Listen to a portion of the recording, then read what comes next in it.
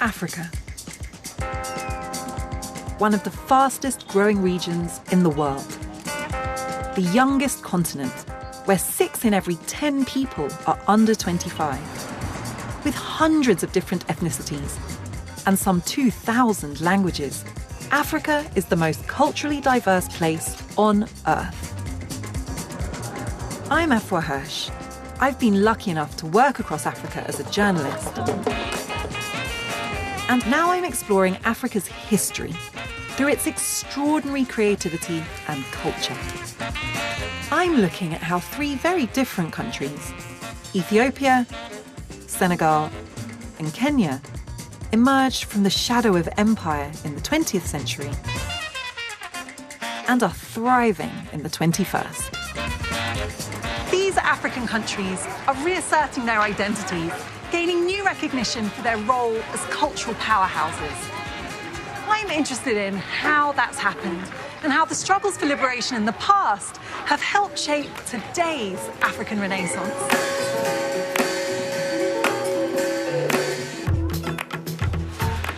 In this episode, Kenya, a country created barely a century ago. Where we are standing here was the birthplace for Kenyan nation. Where the British spun an idealised stereotype while carving out a brutal empire. And in the works camp, the detainees would make bricks. So they were being forced to build their own prison. Exactly.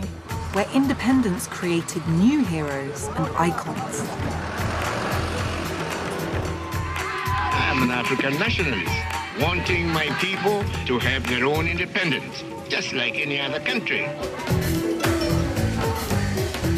And an exciting collision of cultures, finding creative ways to respond to the past. As an artist, I think the time for painting beautiful flowers is over. Kenya has come to symbolise the idea of Africa for so many people. But there is so much more to culture here. So many divergent traditions united by a unique political history and by a complicated relationship with the land itself.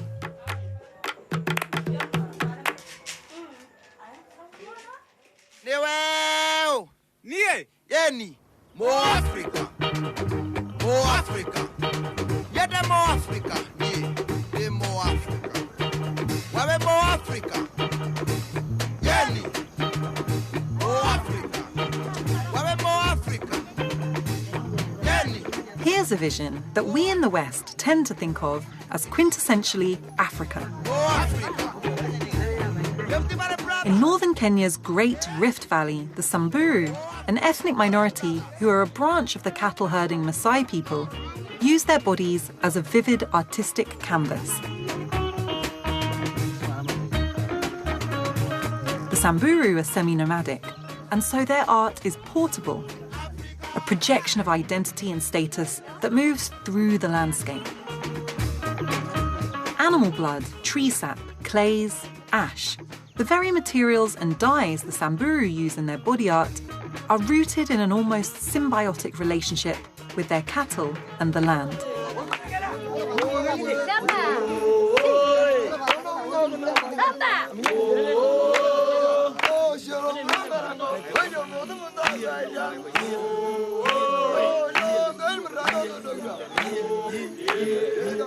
Ne na ngai ko baba na Samburu ba ke bengwa Maasai ba ke ngwa ne toki nuku polisi yo nuku tumuna nya mardadi njetu ana tunencho buyo sut alo arusi tana alo ranyata ana disco ne jete tu ni nasai ana silwa garia. The Samburu are always passing through Kenya's imposing landscape. They see themselves as tenants here, but others saw the romantic vastness and wanted to be owners.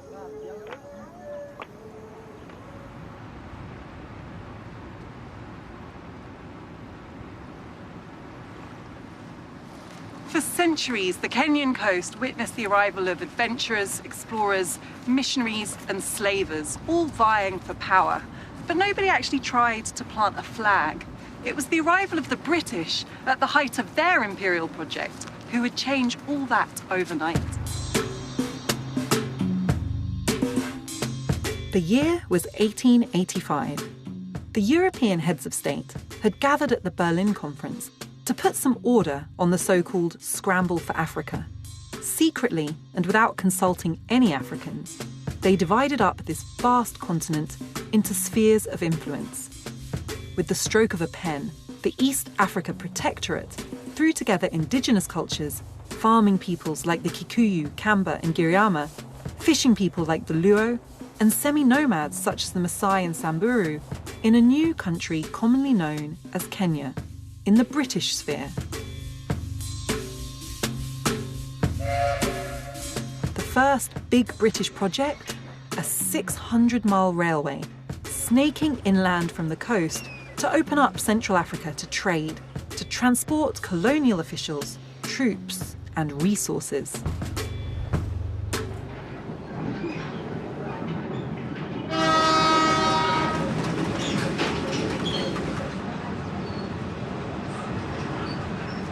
This was more than just a railway. This was a piece of strategic power play, so audacious, so costly, that at the time it hardly seemed possible.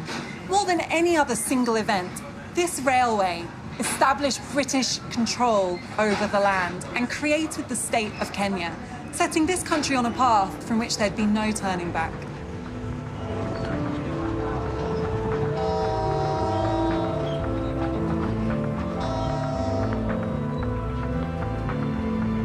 Work began in 1896, but disaster immediately struck. Dozens of the Indian workers brought over to build the railway were eaten by lions. British MPs, outraged by the costs and excesses, nicknamed the project the Lunatic Line.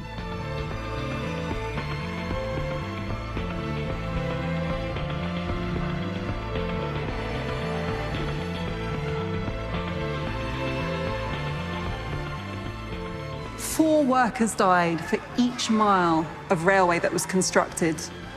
This was a hugely costly project, one which mostly British people didn't have to make the sacrifice for. Sir Charles Eliot, the commissioner who presided over the project, quipped, "It is not uncommon for a country to create a railway, but it is uncommon for a railway to create a country." But not everyone was thrilled by the creation of the new country. Some Kenyans found ingenious ways to unite and resist the encroaching power.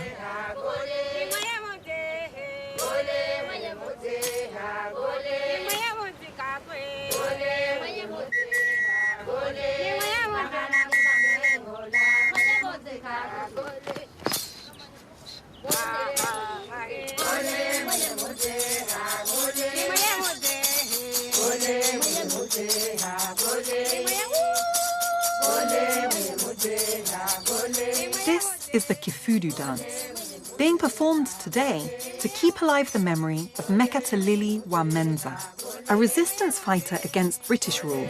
Mekatilili inspires contemporary artists and her people to this day. Mekatilili was from the Giriama people, who live predominantly along Kenya's coast.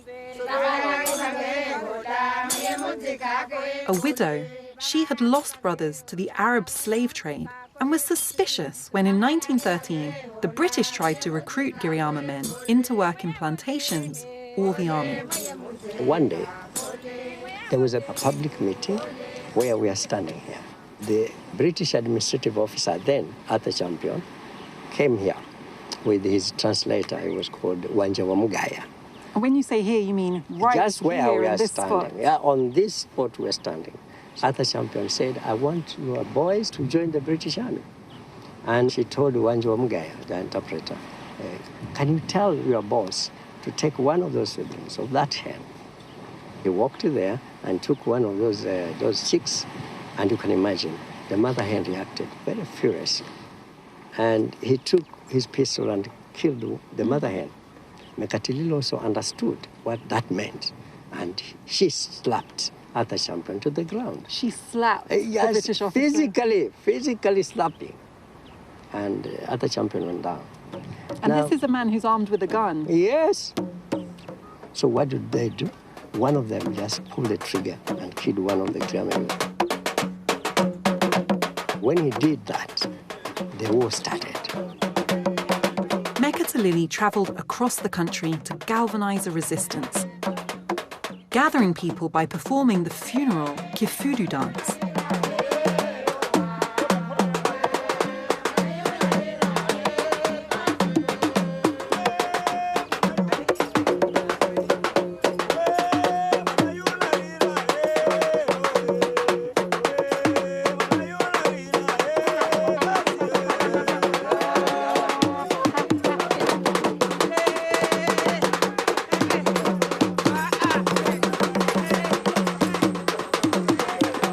So after the dance, Mekatilili would then preach to them. I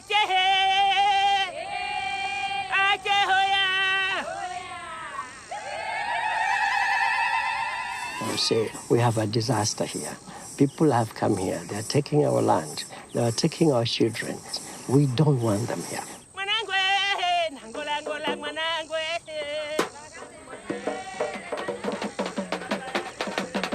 Where we are standing here was the birthplace for Kenya Nation.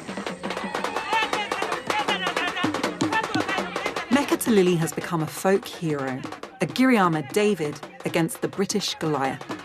Without money or weapons, with her people dispersed, she took the thing that united them, their culture, and weaponized it for her cause. The British responded by twice exiling Mekatilili, confiscating Giriama lands, killing around 150 people, and burning 5,000 homes. Slowly but surely, they tightened their grip on their new possession. And what a possession it was. To the British, a space more than twice the size of their homeland, with wild savanna and mountains of eerie beauty, packed with exotic wildlife. They saw the opportunity for a white settler colony. Their idea was to use the newly finished Lunatic Line railway to encourage British farming of the central mountain plains of Kenya, the area with the most fertile land, coolest climate, and with a plentiful supply of Africans who could be turned into farm hands. The area became known as the White Highlands. In 1934, the government declared this fertile mountain region an all-white preserve. Native Africans, in this part of the country mainly the Kikuyu tribe, were excluded except as hired servants of their white masters. Before the white farmers came, the highlands was a haunt of game and the wild herds of Africa.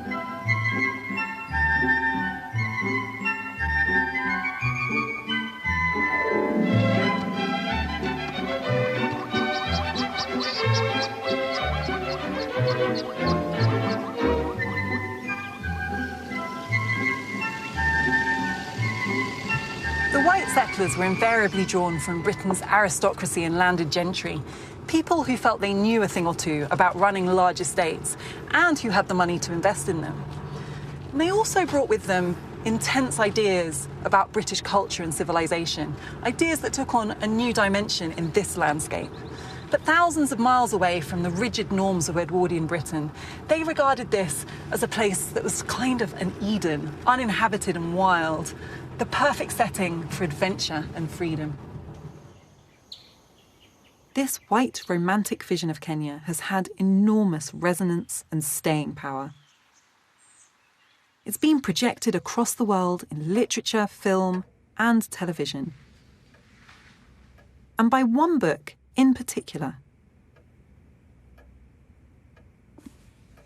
I had a farm in Africa at the foot of the Ngong Hills. The equator runs across these highlands, 100 miles to the north, and the farm lay at an altitude of over 6,000 feet. In 1937, a Danish baroness called Karen Blixen published a memoir about her life on her family's coffee farm near Nairobi. She called it Out of Africa. The book documents the attitudes of the upper crust of colonial Kenya, who became known as the Happy Valley Set, the tabloid fodder of the interwar years. It also traces a love affair based on the real-life fling Karen had with the Englishman Dennis Finch Hatton, a story adapted into an Oscar-winning film in 1985. Out of a land of beauty, mystery, and majesty. Out of Africa. The real star was the epic, awe-inspiring landscape of Kenya. The geographical position and the height of the land combined to create a landscape that had not its like in all the world. The views were immensely wide. Everything you saw made for greatness and freedom, and unequaled nobility. That book has done so much to promote an image of Kenya as a blank landscape, a primordial canvas onto which the white nobility, privileged people come to fulfill adventure and romance. And the role of Africans in this narrative is minimal. They've simply existed as accessories to that central white adventure. Nothing like a nice log fire at this time of year, is there? Even when you're right on the equator, in the most luxurious club in Africa, the Mount Kenya Safari Club. And as you'd expect for a millionaire's playground, it really is exotic.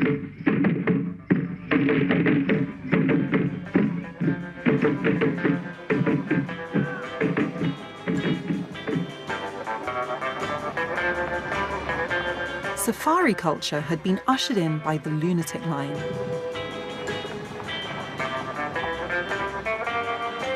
Among early pith-helmeted hunters with their tall stories and trophies was American President Teddy Roosevelt in 1910. But it was after the 1940s and the establishment of Kenya's vast national parks that safari's promise of adventure and sighting big game fueled large-scale tourism, people in search of their own out-of-Africa moment. And the tourism, in turn, transformed Kenyan art.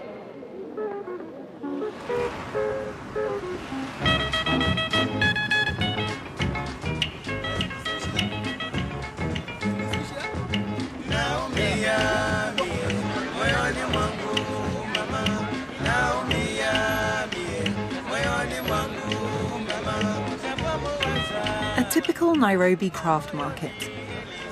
This is where you find the most popular Kenyan art, vibrant celebrations of the country's wilderness and safari animals. Being in this craft market in Nairobi is a little bit like being inside the mind of a tourist's idea of what African culture is. Even though the people who work here work so hard and there is great skill, I can't help but feeling that they're often giving tourists what they want. Things that feed into their preconceptions of images of giraffes, zebras, wooden carvings that don't have any actual recognizable tradition but kind of conform to that vague idea of a mask.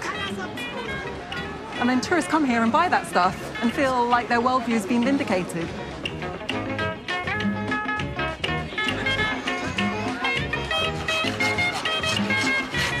You know this? This is a giraffe.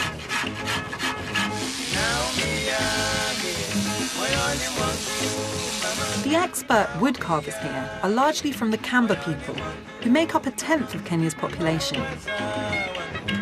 The Kamba art movement began in the early 20th century and invented what some called a colonial modernist style that has been eagerly embraced by the tourist market.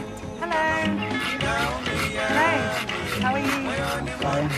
We make animals, wild animals. Here in Kenya, we have a national park, we have giraffe. So they see a big giraffe. After there, they go and see a big elephant. After that, there is rhino and cheetah. That's the most tourist things which they like it.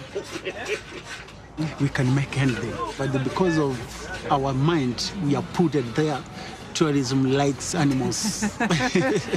You're from an ethnic group that has a tradition of carving. Yeah. Can you tell me about that, and how did you come to be so good at making things from wood? That's something which I know because that is my grandfather. When we were colonized, he tries to go somewhere when he was naked, no clothes. So he tries to find his head. What am I going to close my body?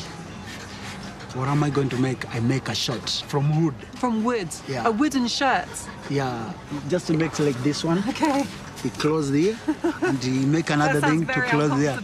So he was so that he can move because of the colonizing people. That's so because Europeans came, he didn't want to be naked anymore. Yeah. Highly skilled and popular, these Kamba carvers make money from tourists and art about the land at the same time.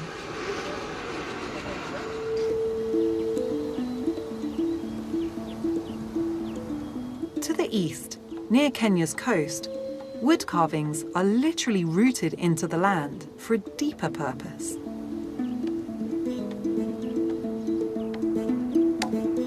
The Giriama people's villages are based around sacred forests called kaya. They believe they're filled with the spirits of their ancestors, marked by carved posts that look like human statues, called vigango. Vigango are designed to represent the dead.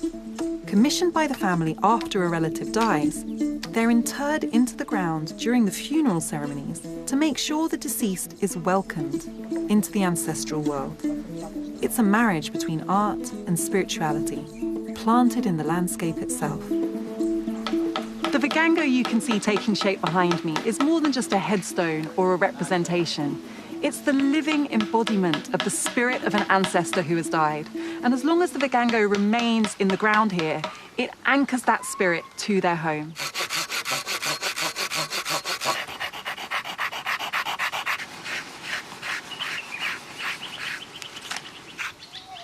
The vigango's nearly finished now, and the villagers are using red ochre to paint the body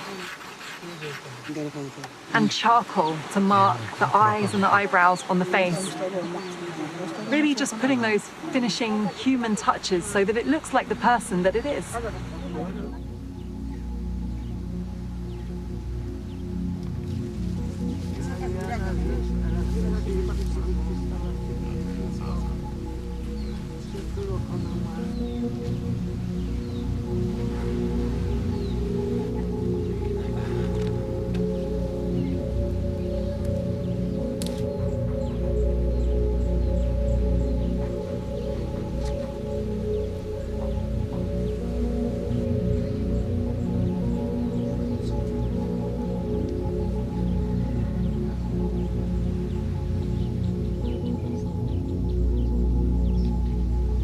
It's a law of traditional or 100 years ago culture.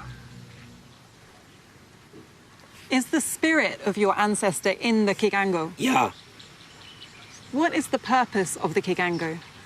To keep respectful of him. And it's a sort of magnet to pull things, to bring good things to you. You do it, kigang for him, and he release good things to approach you. When you made the vigango, did good things happen? When they put that kigango, after 6 months, I managed to build this house because my work, herbalist, treatment, it was paying well. So it brought you prosperity? Yeah. So it really changed your life? I changed.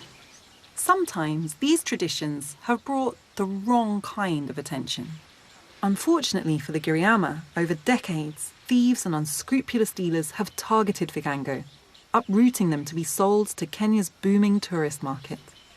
Only now are some vigango being successfully repatriated from the private collections and public museums where they've ended up all over the world. If somebody came and took this kigango away to sell it, what do you think would happen to the person? If a person who is a thief, a great thief, to come and steal, very, very, very simple. Just to come here, just fruit as a cassava, you carry it there and you are in for it. you won't escape. You won't escape. You die or become mad. Do you think this Kigango will be here for a long time? Even I'll pass through and it will remain here for a century. Even your granddaughter will come and sit here if we're still alive. There's been a real trade in Vigangos over the past century or so, and I can see why people value them. But when you understand what they mean in this culture, they're so much more than an interesting piece of art. They're inhabited by the spirit of an ancestor, and their purpose is to anchor that spirit to their home here. So the idea of taking them away and trading them for money is a violation of everything that they represent. Back in the 1950s, Kenyan resistance to the violations of colonialism was mounting. As the British imperial project in Kenya reached its peak, more and more Kenyans were being excluded from their own land and being forced to work for white farmers. Just how serious is the security position in your area of Kenya at the moment? There has been this build-up of hatred engendered by various, I should say, African subversive elements in the country that is going on the whole time, and the situation is deteriorating every single day. The Kikuyu people were most affected by the White Highlands Project, and after World War II, as a new wave of anti-colonialism swept across Africa, their frustration boiled over. The Mau Mau was a secret society of Kikuyu who took an oath to attack European settlers. In 1952, the British authorities declared a state of emergency. Years of bitter guerrilla war followed. Hundreds of thousands of Kikuyu were detained or curfewed. And the British trialled a new tactic, a pipeline, as they called it, of internment camps, where suspected Mau Mau supporters would be forcefully educated out of what the British authorities regarded as mental disease brought about by the psychological shock of modernity.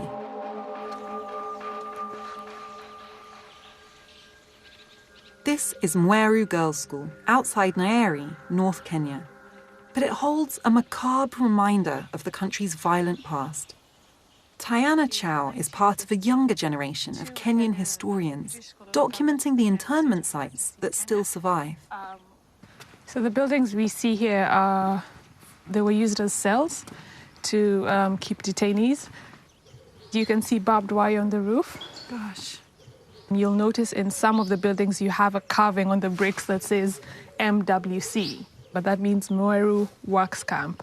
And in the works camp, the detainees would make bricks that would either be sold or used to build the structures. So they were being forced to build their own prison. Exactly.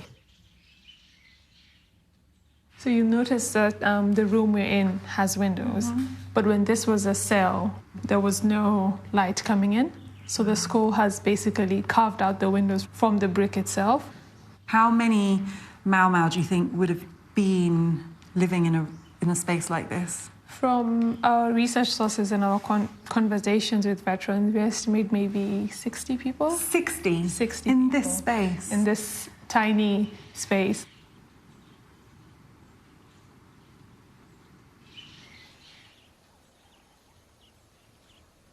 This is a torture chamber. Torture chamber for the camp. You'd be kept here alone with very little food and very little water for a period of a number of days. Extent, I don't know if you can see it now, but they would put water, they would fill the room with water, and you couldn't sit or sleep, so you just have to stand. That's horrific. Do people still feel critical of Mau Mau? Because there was a level of violence involved. Everyone selectively chooses what they want to remember and what they don't want to remember.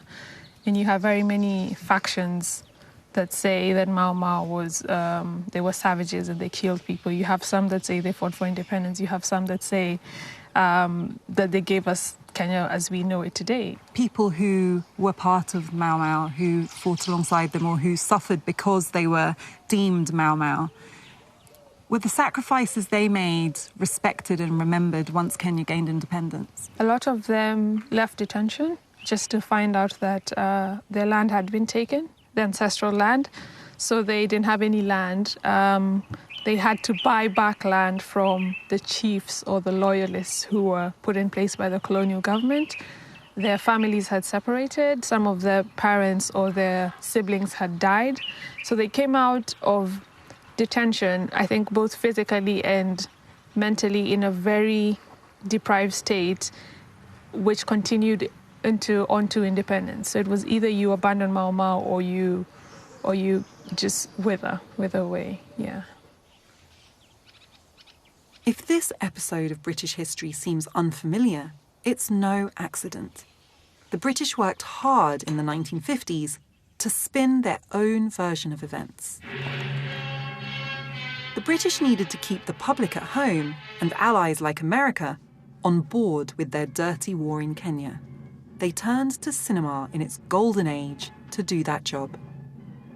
A series of starry, big-budget feature films were made and released during the insurgency.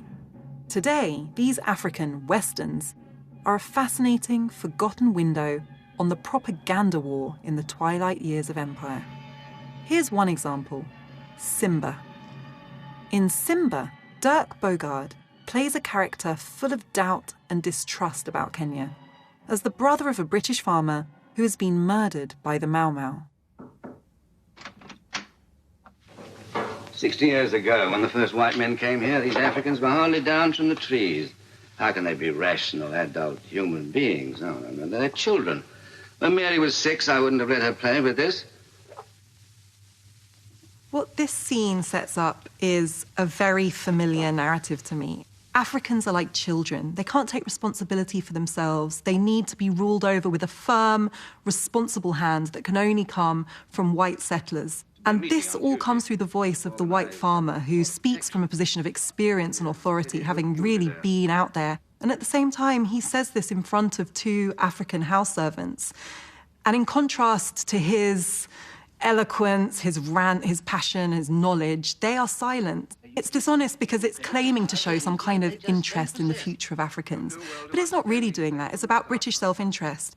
And even worse, I feel that debate is still playing itself out now. If you think about the discussions about aid and development in Africa, it's still white British people sitting in a room talking about Africans as the needy recipients of their charity and generosity. That continues today.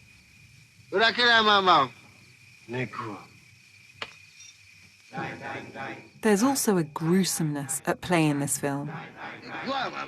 It was shot on location in Kenya while the real war was raging. Made with the help of the British Kenyan authorities, it was not just biased, but according to contemporary press reporting, exploitative. The Mau Mau initiation ceremony involved real Mau Mau insurgents who were taken from a prison by the company that made this film, and shortly after filming, they were executed by the British for their role in the Mau Mau insurgency. These are people who were performing something to entertain British audiences and then were executed because of that very thing. It brings history and fiction together in a way that is so troubling. And it means that as an audience member, I've now been entertained by something which I know cost these Kenyan men their lives. The film climaxes with an attack on Bogarde's farm and the murder of an African doctor trying to mediate. This is a threatening scene. You are meant to feel afraid of these Africans. They represent senseless violence, savagery, versus the virtues of civilization and reason. I think this scene taps into a very old fear, this image of being under attack, this invasion of violent, dark-skinned people. You see it in stories about the empire. You even see it in the way that immigration is discussed, this idea of being swamped or swarms or floods of people who are coming to threaten peace and security.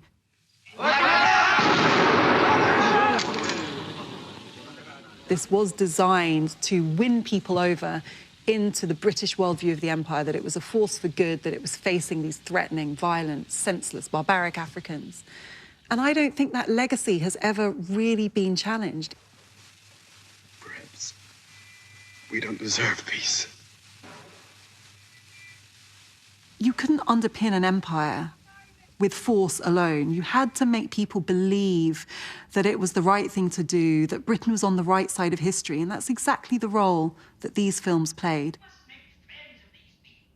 But ultimately, this myth-making was of no use. The Mau Mau insurgency was the beginning of the end for British rule in Kenya. The last word would belong to a Kikuyu, and the land would soon be handed over. And at last, here comes Kenyatta, flown from detention and driven on the last stage of his journey in a police vehicle.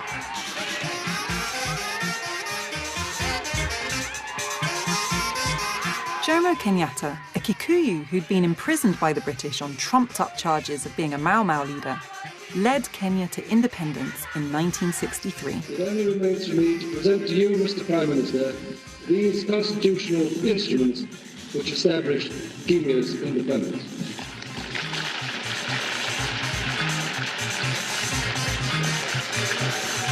Articulate, charismatic, and larger than life, Kenyatta managed to turn this most British of colonies into a successful, independent African nation, and avoided a Rhodesia-style confrontation with the white settlers who wanted to stay. Kenyatta wanted Kenya to look forward, not back. Will you change your policy as a republic towards Britain and to British people here in Kenya? We have no changing policy. We stand where we were. Neutral. Friend of all. And enemy of none. What do you think is going to be the main problem of Kenya as a republic? You wait and see. Okay? Thank you very much.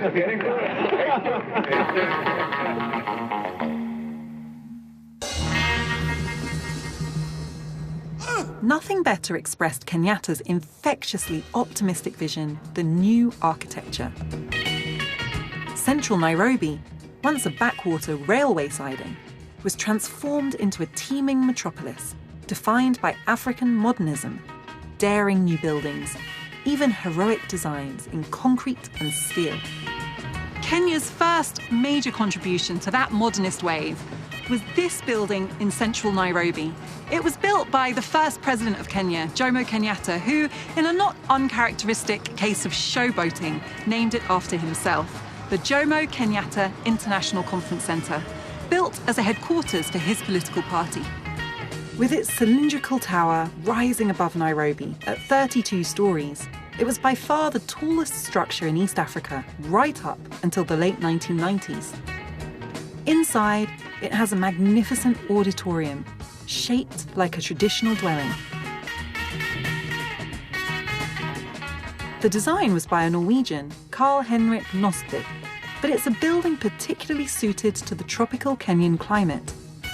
A bold use of concrete in airy, open galleries and terraces, without the windows and insulation you'd need in Scandinavia. In African buildings like this, modernism was set free. I feel like there are so many stereotypes and cliches about African cities, and this building is just one of so many examples, albeit a very impressive one, of how Africans decades ago were already thinking in big, ambitious, modernist terms about the future, and using architecture like this to realise that vision. Post-independence Nairobi was an economic magnet, pulling Kenya's diverse peoples into an exuberant melting pot. And they found a common language in music. As the city grew after independence, workers from across the continent brought with them different styles and ways of playing music. Benga fused these styles.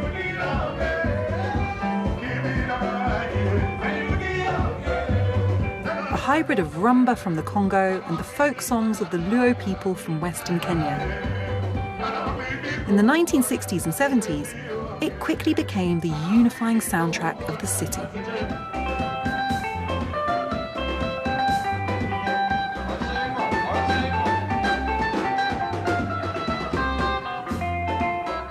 It's a very big band. So when we do practice, everybody contributes. Like you come with a song and then everybody contributes. So what's your role? my role, I sing.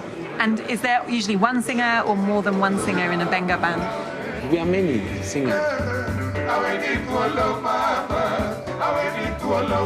Now, how are the vocals in Benga? Very sweet.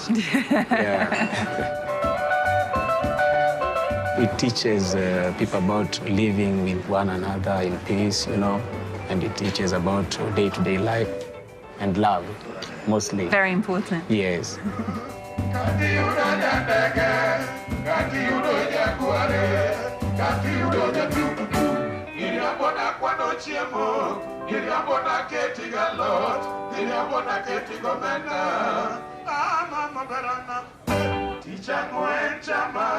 Teacher be chama, Jumapil chama, Cabello Tamueno London.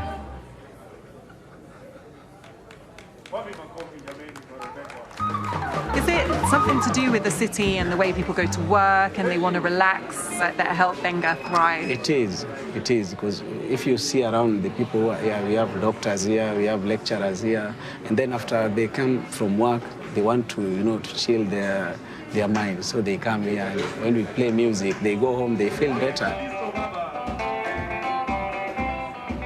You can come here when you're very stressful, and when we play like 1, 2, 3 songs, you go home when you're happy and smiling, you know.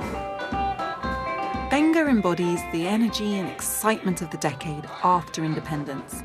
Saturday night at this pub in Western Nairobi is Benga night. People believe Benga died a long time ago. Our fathers and grandfathers who used to do Benga. But tonight, if you go around Nairobi, you'll find every club is playing live band. It's Saturday night, yeah. So you're not going to go anywhere? No, we are not going anywhere soon. We are there to stay.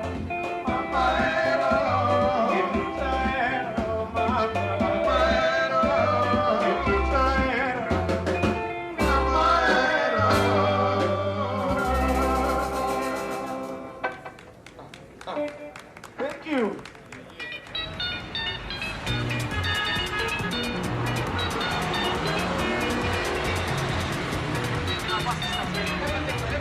The excitement for the future embodied in Benga spilled out onto Nairobi's streets and found expression in a very distinctive form. Like London's red buses or New York's yellow taxis, Nairobi's minibuses have become an icon of the city's visual culture. They're known as matatu, Swahili for three, after the original 3-pence fare of the 1960s. Matatus are the way most of Nairobi's 4.5 million people get around.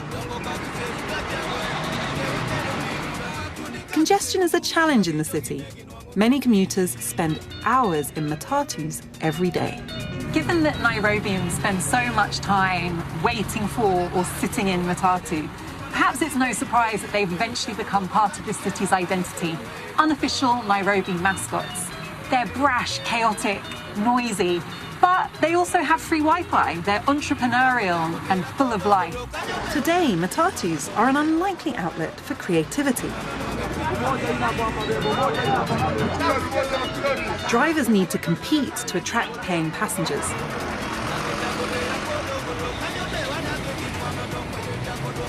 So they use lights, music, and vivid paint jobs and graffiti, popular stars, politicians, or athletes. If you think about it, matatus are really Nairobi's most visible version of street art. It's just that in this case, the canvas is always on the move, transporting its ideas and images round and round the city.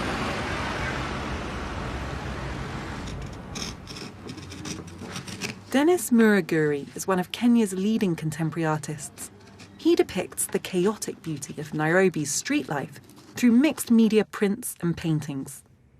I can see your obsession with matatus. They're everywhere in your workshop, even on your clothes. Yeah.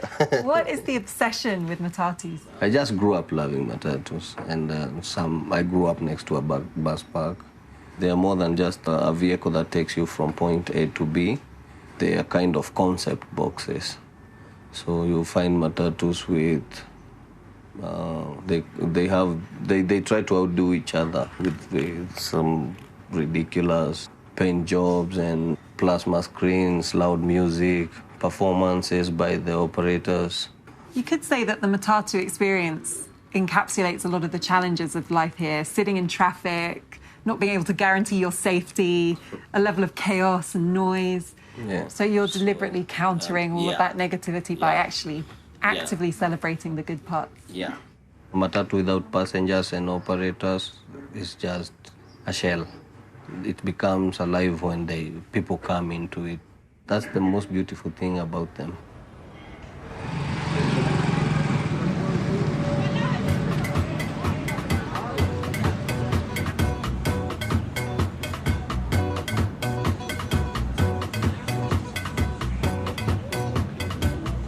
As economic migrants arrived from around the country, Nairobi's growth created new challenges.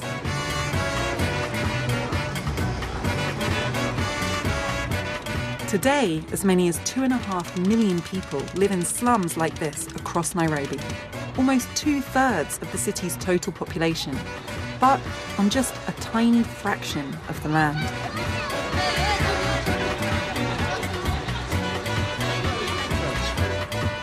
So right now, I feel like I'm giving you your obligatory slum scene. And to be quite honest, I'm frustrated with the fact that depictions of places like this that don't really get to the bottom of what life here is like are still such a prevalent way of depicting African countries like Kenya. This is a difficult place to live. There are challenges here, there's poverty.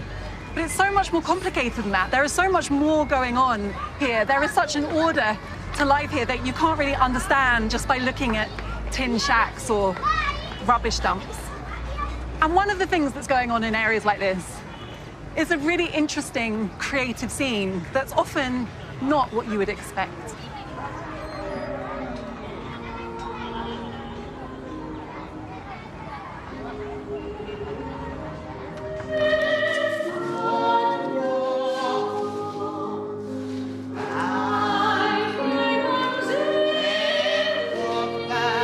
Classical ballet has become a source of self-expression for children living in Kibera, the largest urban slum in Africa, home, it's believed, to over 1 million people. Joseph Kanyenje is one of their teachers. Point your feet. Were you surprised that people in Kibera take so well to ballet? At first, I had a perception in my head when I was told, oh, you're coming to work, you're going to work in Kibera. I was like, oh, God. But then when I saw how they're moving, it's like, oh, there's no difference from here and other places that have an interaction with the children. My perception was changed immediately. It is quite a noisy, chaotic area, but it's as if in this room you've created a very orderly ballet studio. I'm surprised how the girls are the ones actually who calms me down. Because for me, I can't deal with the noise. But the girls, just like... They're not fazed.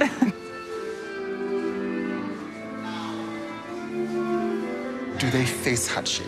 Of course they do have their own hardship. But you never see it. They're always happy. They're always coming to school. You see them chatting around. You see them when you ask them, how do you say that? Kibera is a nice place. It is a nice place. It really is. This ballet is a reminder that the narrative of Africans in destitution and in need of handouts is outdated and unhelpful. There's a real resilience in the face of adversity here.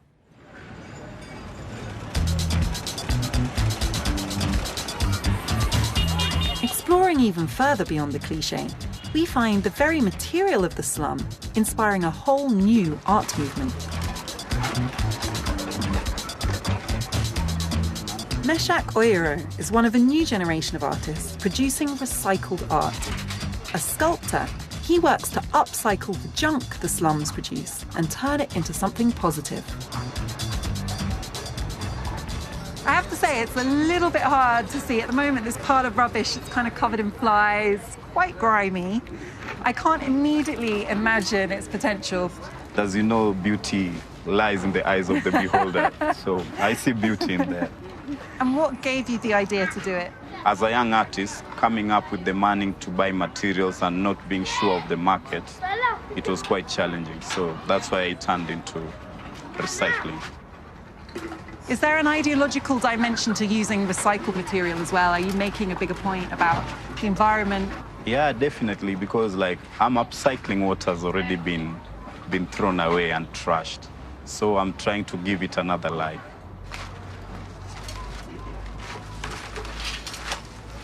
How do you pick one chain from another? They're slightly different colors, lengths. Different chains make different pieces. There are pieces where I want really smaller chains, like these ones are small and you can see they have like some beauty in them. This particular one, I work with when I'm doing maybe a face or a tiny piece. And then the other pieces where I have to use fat chains like this. That's a lot chunkier. Yeah, a lot chunkier. So this particular one I can use when I'm making maybe the body and I need to cover lots of bulks. I will easily use this one when I'm like making quite a humongous piece. Okay. Yeah, because mostly I need to cover all the blank spaces around. You see this kind of piece, it's aluminium, but also the aesthetic in it is quite beautiful. I really can't wait to see what you're going to do with all this stuff.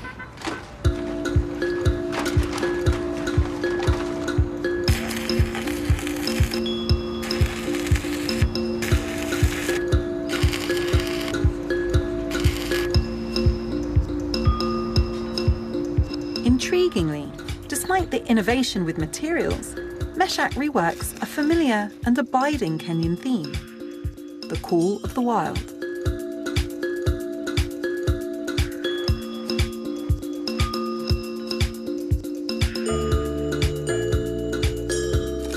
They say charity begins at home. So my first audience where I would like the message to go to are my fellow countrymen.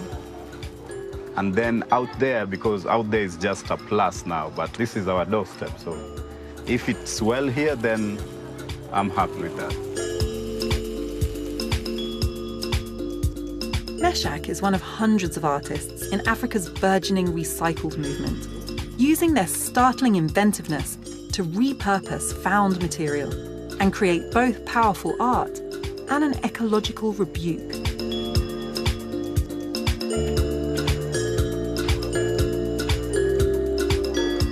The world is listening.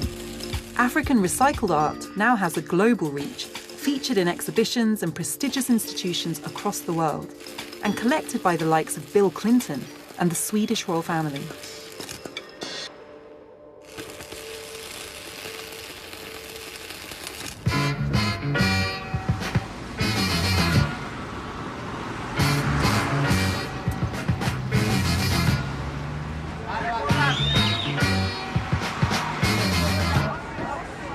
Today, Kenya finds itself in an exciting moment of transition.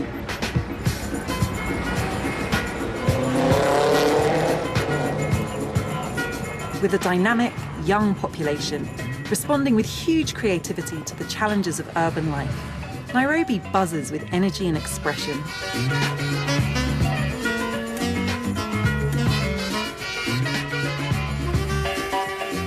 Michael Soy is the leading artist here, documenting Kenya's journey. His bold, colourful style holds up a satirical mirror to Kenyan society and politics, and has brought him worldwide attention. This is your studio. This is my studio. You have a really distinctive style, very accessible. It really hits you, and your messages are there to see.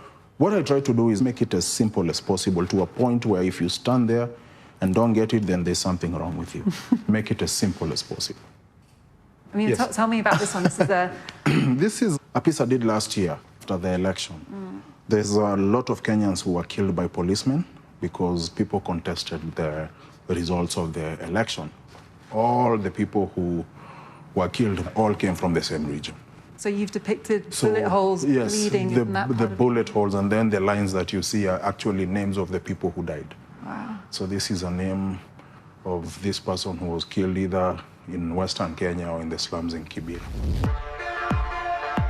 Michael is painting a series he calls China Loves Africa, questioning the growth of Chinese power in this region and asking again, who owns the land?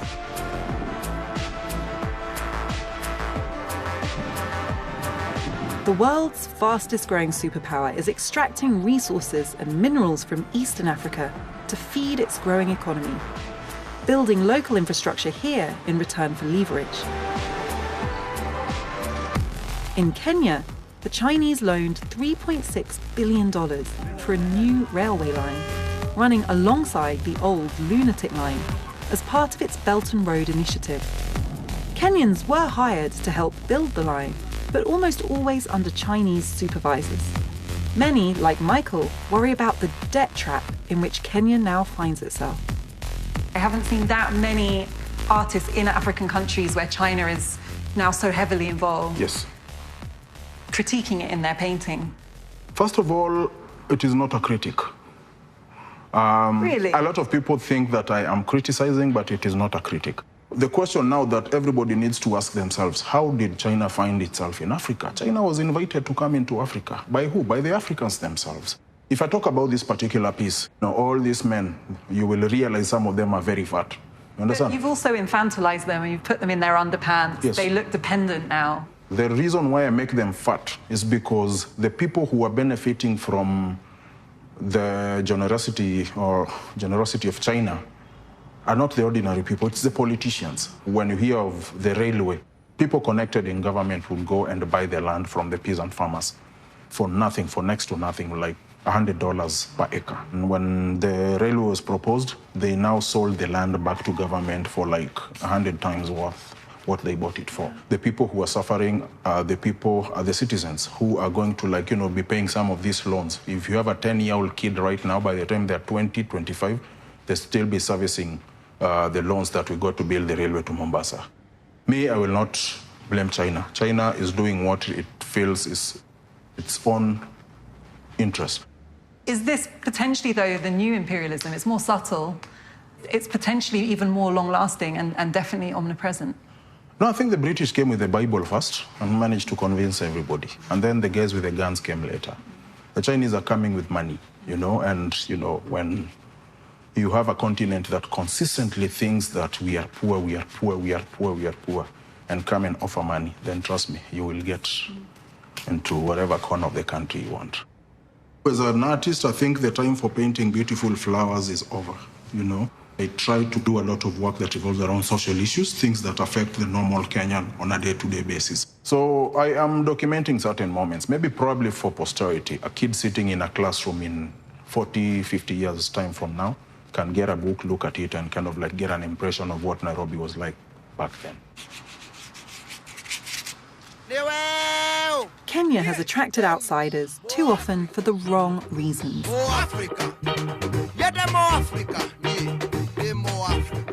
Brutal imperial schemes have dispossessed the people while contorting their story into a cliché that shaped perceptions not just of this country, but of the whole African continent. Yet here, I found a population and dynamic art scene channeling a creative renaissance and frankly embodying hope amid the legacies of a dark history. A new vision for the future that breaks through old clichés.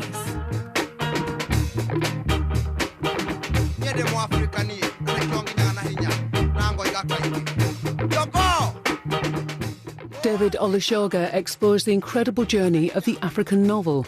Africa Turns the Page, brand new on BBC4 next Monday at 9. Next tonight, a period of huge change. The concluding double bill of Africa's great civilizations. Yeah.